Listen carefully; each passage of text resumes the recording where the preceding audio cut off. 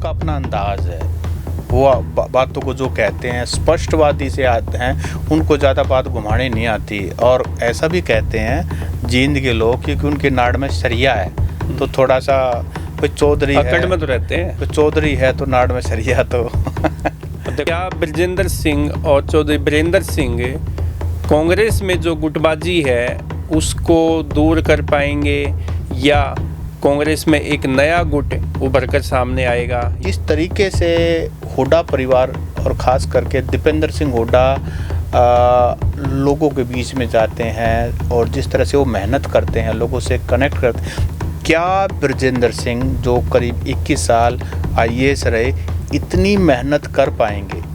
चौधरी बीरेंद्र सिंह जी तो कहते भी हैं कि भाई मेरा तो ना GA कांग्रेस में लगता है, क्योंकि मेरा तो सब कुछ जो है वो कांग्रेस में ही पला, कांग्रेस में ही बढ़ा, कांग्रेस में राजनीति की, कांग्रेस की विचारधारा उनके रग रग में बसी हुई है। मतलब लगातार आना जाना, लोगों का उनसे मिलना, ये सक्रियता अगर चौधरी ब्रजेंद्र सिंह ने अगर ये मेंटेन कर ली तो मुझे लगता है कि वो भी एक बड़े नेता के रूप में उभर सकते हैं। उस तरफ की जो जाट बेल्ट है उस पर पकड़ बना सकते हैं।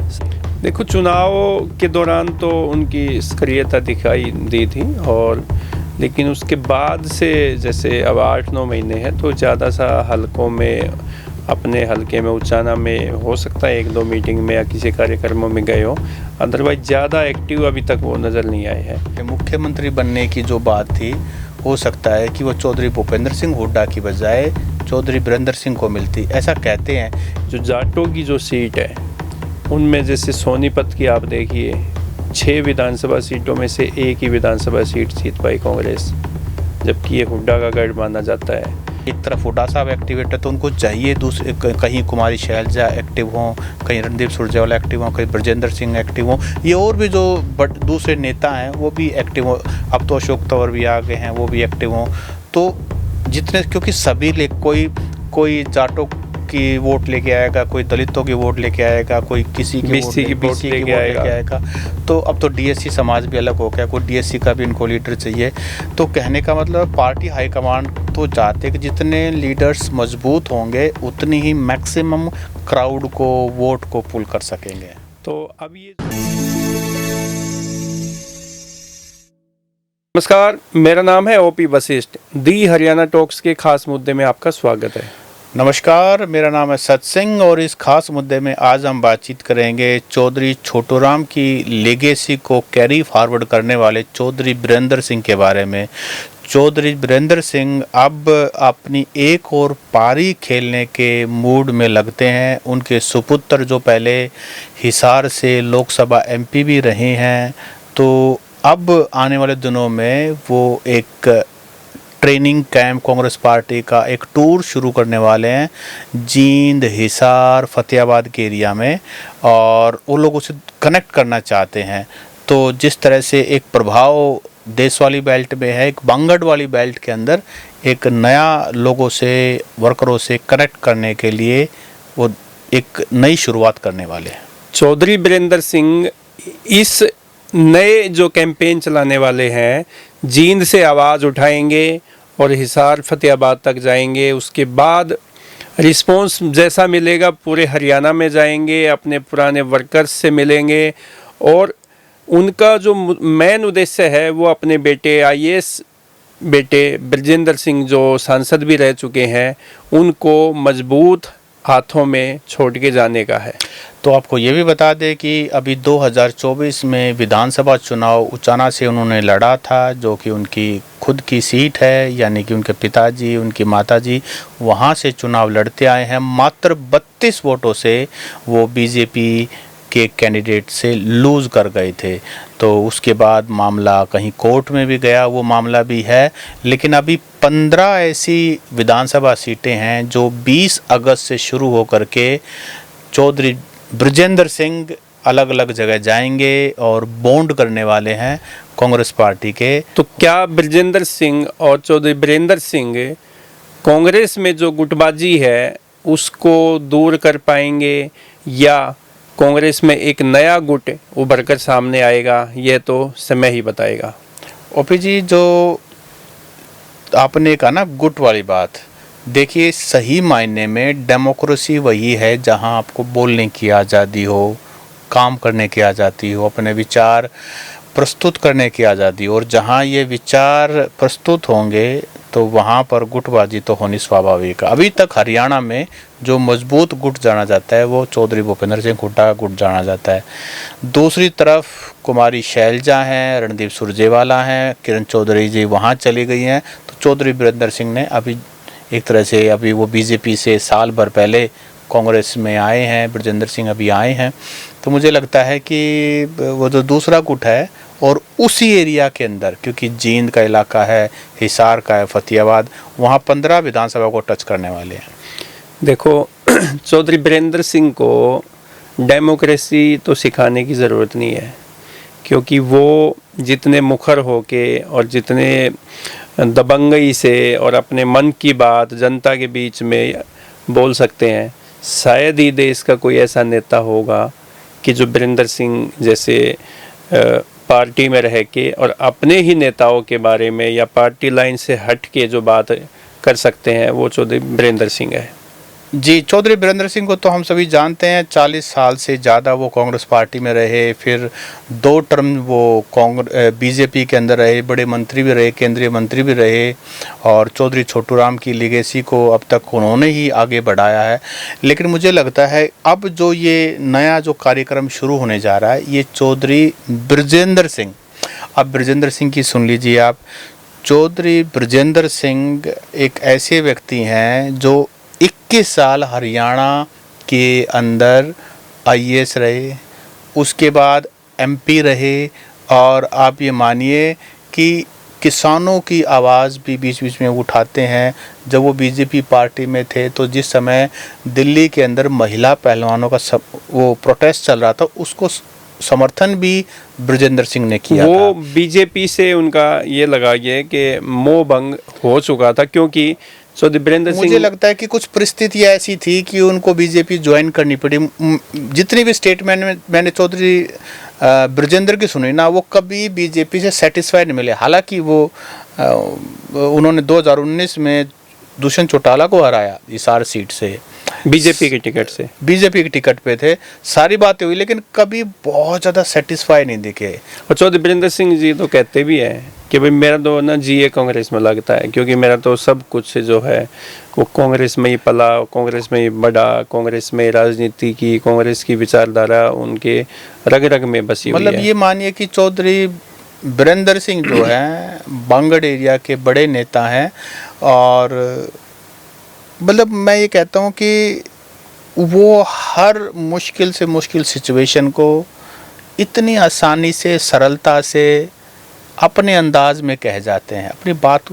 मुझे तो तब याद है जब 2016 के अंदर जाट आंदोलन चल रहा था, तो बीजेपी के खिलाफ था सब कुछ माहौल, तो चौधरी बीरेंद्र सिंह उस समय बीरेंद्र सिंह, हाँ, चौधरी बीरेंद्र सिंह किसानों के बीच में आते थे, सरकार से बात करवाने की बात करते, सारी चीज़ें करते थे, और बड़ा ही सहज तरीके से करते। वो जो उनका लंबा अनुभव है राजनीतिक, सोशल जो कनेक्ट है उनका, वो हरियाणा की और वेस्टर्न यूपी की किसान की साइकोलॉजी को बड़ा तरीके से समझते हैं। मेरे को एक इवेंट की याद सी आती है उनकी, जब जसिया में छोटूराम धाम का कंस्ट्रक्शन को लेके एक ये मीटिंग हुई, जिसमें काफ़ी जो जाट समाज के बड़े नेताओं को, सभी पार्टी के नेताओं को बुलाया। तो उस कार्यक्रम में चौधरी बीरेंद्र सिंह भी पहुँचे, और उनके पास केंद्र में इस्पात मंत्रालय उनके पास था उस टाइम पे। तो उन्होंने कहा था कि भाई छोटूराम के नाम पे जो ये बिल्डिंगें बनेगी, जो इंस्टीट्यूशन बनेगा, जो भी नाम पे कंस्ट्रक्शन होगा, भाई और कुछ तो मैं दे नहीं सकता, लेकिन मेरे पास लोहे का मंत्रालय है, भाई इस्पात का जो काम है ना, लो सरिये वरिये का, इसकी तो चूक कमी में रहने नहीं दूंगा। बाकी तो देख भाई, पैसा वैसा तो मेरे पास ज़्यादा सा है नहीं।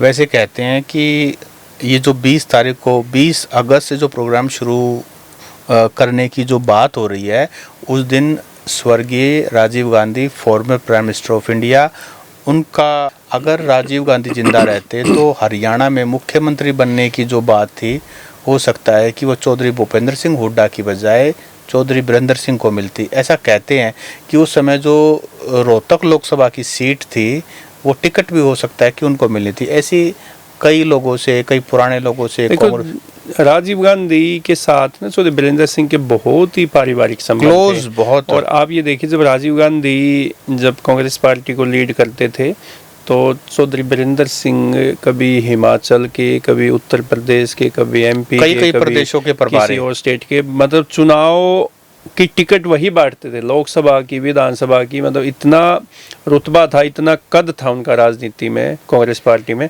लेकिन राजीव गांधी के निधन के बाद चौधरी बीरेंद्र सिंह का जो राजनीतिक जो ओरा था पार्टी में वो नहीं रहा उतना। लेकिन एक और बड़ी इंटरेस्टिंग बात है, चौधरी बीरेंद्र सिंह लंबे समय तक कांग्रेस पार्टी में रहे, प्रभारी भी रहे, हरियाणा में मंत्री भी रहे, राज्यसभा मेंबर भी रहे, बीजेपी में भी वो मंत्री रहे, बड़े बड़े पावरफुल मिनिस्टर रहे। लेकिन कभी ना करप्शन का आरोप उन पर नहीं लगा। कोई ऐसा मेजर आरोप मुझे आज तक कभी किसी अखबार में मैंने पढ़ा है, मुझे याद आ रहा है किसी ने कोई प्रोटेस्ट किया हो, किसी ने कोई बड़ा कंप्लेंट की हो, ऐसा कोई मेजर मुझे याद नहीं रखता। तो उनका जो करियर है ना लगभग काफ़ी साफ रहा है। ऐसा ही उनके बेटे जो ब्रजेंद्र सिंह है। लेकिन उनकी एक जो स्टेटमेंट है वो तो काफ़ी औरों को और पार्टी के नेताओं को काफ़ी ऐसे कर देती है। 100 करोड़ में राज्यसभा के वो तो आपने अभी कहा ना कि उनका अपना अंदाज है, वो बातों को जो कहते हैं स्पष्टवादी से आते हैं, उनको ज़्यादा बात घुमाने नहीं आती। और ऐसा भी कहते हैं जींद के लोग क्योंकि उनके नाड़ में सरिया है, तो थोड़ा सा चौधरी अकड़ में तो रहते हैं, तो चौधरी है तो नाड़ में सरिया। तो देखो भाजपा में रहते हुए भी उन्होंने जब मंत्री थे तो रोहतक के जैसे सांपला में दीनबंधु चौधरी छोटू राम का जन्म स्थान वहीं पे है और उनका एक संग्रहालय बना हुआ है। तो वहाँ पे 64-65 फुट की एक प्रतिमा बनवाई चौधरी छोटू राम की, तो उसमें प्रधानमंत्री नरेंद्र मोदी उसका उद्घाटन करने पहुँचे। तो वो देखो, ये चौधरी बीरेंद्र सिंह का ये तो है कि जिस भी पार्टी में रहे, जहाँ पे भी रहे, उनके कद का, दीनबंधु चौधरी छोटू राम की जो लेगेसी जो साथ लेके चलते हैं, उसके चलते कोई भी भारत का कितना बड़े से बड़ा नेता क्यों ना हो, चौधरी साहब की इज्जत तो करते हैं।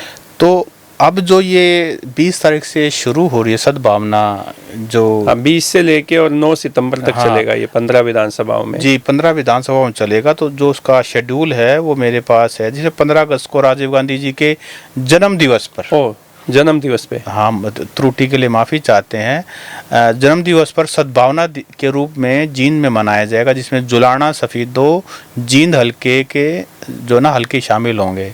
फिर 24 अगस्त को भवानी खेड़ा, नारनौंद, हासी शामिल होंगे। 31 अगस्त को उचाना, नरवाना, कलायत हल्के शामिल होंगे। और फिर अगले महीने के 7 बरवाड़ा, उकलाना, हिसार हल्के शामिल होंगे। और फिर 13 तारीख को नलवा, आदमपुर, फतेहाबाद हल्के शामिल होंगे।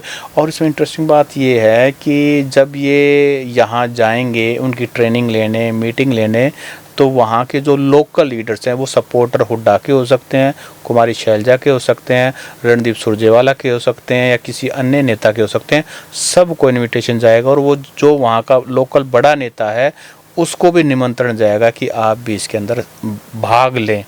तो इस तरह का तो इसमें ऐसा किया ना इन्होंने कि जैसे जो ये 15 विधानसभाओं का आपने जिक्र किया, नाम भी बताया आपने, तो वहाँ पे जो कांग्रेस पार्टी के पदाधिकारी रहे हैं पूर्व में विधायक रहे हैं, कोई सांसद रहा है, या जो 24 का जिन्होंने चुनाव लड़ा, चाहे वो विधायक बने या चुनाव हार गए, उन सब लोगों को इन्वाइट किया जाएगा। और कुमारी शैलजा वहाँ से सांसद भी है, तो 1-2 विधानसभा जो है वो सिरसा लोकसभा में भी आता है। तो ये जो उन कुमारी शैलजा को भी, इसमें सांसद को भी इनवाइट किया जाएगा। और सुरजेवाला को, जींद वाले को भी वहाँ पे, क्योंकि उनके बेटे भी वहाँ से कलायत से। अब मेरा ना एक सवाल है कि देखिए हमें पॉलिटिकली इस तरह का मूव होता है तो समझ में आता है कि ब्रजेंद्र सिंह को स्थापित करने के लिए ये सब कुछ किया जा रहा है। और एक हुड्डा कैंप हावी है वो कहीं ना कहीं इक्वेशन बैलेंस करना चाहते हैं। अगर हुड्डा साहब का इलाका रोहतक, झज्जर, सोनीपत, यही साइड वाला इलाका जो है, जो जाट बेल्ट है, वो ज़्यादातर उनकी फॉलोइंग मानी जाती है, तो उधर भी तो जाट हैं, जैसे हिसार के एरिया में, जींद के एरिया में, और जाट बेल्ट है वो भी, फतेहाबाद के एरिया में। तो कहीं ना कहीं एक जो जाट बेल्ट है उसको भी कहीं ना कहीं एक नेता के रूप में उभरना चाहते हैं। लेकिन एक बात है, जिस तरीके से हुड्डा परिवार और ख़ास करके दीपेंद्र सिंह हुड्डा लोगों के बीच में जाते हैं और जिस तरह से वो मेहनत करते हैं, लोगों से कनेक्ट करते हैं, क्या बृजेंद्र सिंह जो करीब 21 साल आईएएस रहे इतनी मेहनत कर पाएंगे? एक ये भी सवाल है, क्योंकि लोगों के बीच में आप रहोगे, लोगों के मुद्दे उठाने हैं, तो आपको बार बार उनके बीच में जाना पड़ेगा, उनके लिए उनके सोशल फंक्शंस में जाना पड़ेगा, वो कमिटमेंट आपको चाहिए। देखो, चुनाव के दौरान तो उनकी सक्रियता दिखाई दी थी, और लेकिन उसके बाद से जैसे अब 8-9 महीने हैं तो ज़्यादा सा हलकों में, अपने हलके में, उचाना में हो सकता है 1-2 मीटिंग में या किसी कार्यक्रमों में गए हो, अदरवाइज ज़्यादा एक्टिव अभी तक वो नज़र नहीं आए हैं। और ये सबसे बड़ी उनके लिए चुनौती भी है, क्योंकि कांग्रेस पार्टी में दीपेंद्र हुड्डा जिस तरीके से फील्ड में रहते हैं, उनको बीट करने के लिए या उनके बराबर में कोई मेहनत करने वाला नेता कांग्रेस में, देखो अशोक तंवर जो है पहले पूर्व मजबूत अध्यक्ष थे, वो भी बहुत ज़्यादा मेहनत करते थे, वो भी हरियाणा के लोगों के बीच में रहते थे, लेकिन दीपेंद्र हुड्डा के बराबर में जो कोई मीटिंग काम करने वाला जो है, अक्सर ये वो अभी तक नहीं अक्सर ये कंप्लेंट की जाती है कि भाई हुड्डा का प्रभाव ज़्यादा है या हुड्डा की पकड़ ज़्यादा है। और तो उसका कारण एक ये भी है कि एक तो 10 साल उनको मुख्यमंत्री बनने का मौका मिला, लेकिन उसके साथ साथ वो शुरू से ही पब्लिक के अंदर बहुत ही ज़्यादा इन्वॉल्व रहते हैं, सोशल फंक्शंस अटेंड करते हैं, उनकी सुनते हैं, लोग उनसे मिलने दिल्ली भी जाते हैं। और वो भी लोगों के पास पिछले दिनों जो किसानों की फसलों का मुआवजा की बात हो या खेतों में पानी भरा हुआ हो या पीजीआईएमएस में, ये जब मतलब कहने का मतलब कहीं प्रोटेस्ट हो, तो HAU में सक्रियता जो है ना, वो या तो चौटालाज के अंदर है, क्योंकि दुष्यंत भी लगातार काफ़ी समय से मेहनत कर रहा है, चलो वो तो दूसरी पार्टी के हो गए, लेकिन कांग्रेस पार्टी के अंदर जिस हिसाब से दीपेंद्र सिंह हुड्डा एक्टिव है। लेकिन अब जैसे बेशक ये कहते हो कि भाई भूपेंद्र सिंह हुड्डा जब तक उनको सक्रिय है राजनीति में, तब तक दीपेंद्र सिंह हुड्डा की पहचान है, या भाई वो अपने उनका अपना रुतबा है। लेकिन अब नहीं मानते भाई, अब दीपेंद्र हुड्डा जो है कि वो भूपेंद्र सिंह हुड्डा अपने बाप के उससे आगे बढ़ पाएंगे, क्योंकि वो अपनी अलग पहचान बना चुके हैं। लेकिन 20 साल में तो हम देखते आ रहे हैं, जब वो एमपी थे और हुड्डा साहब मुख्यमंत्री थे, तब भी लगातार लोगों के बीच में इसी तरह से एक्टिव रहते थे।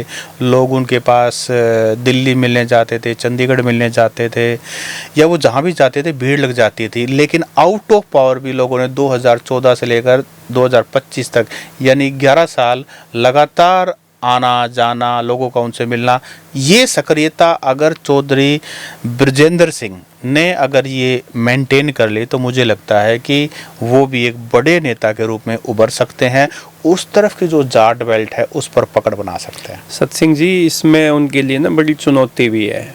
आप ये देखिए कि बेशक वो आईएएस ऑफिसर रहे हैं, पढ़े लिखे हैं, सांसद भी रह चुके हैं, बीजेपी में थे जब, और उनके पिताजी की एक राजनीतिक जो अनुभव है उनका भी फ़ायदा उनको मिला है।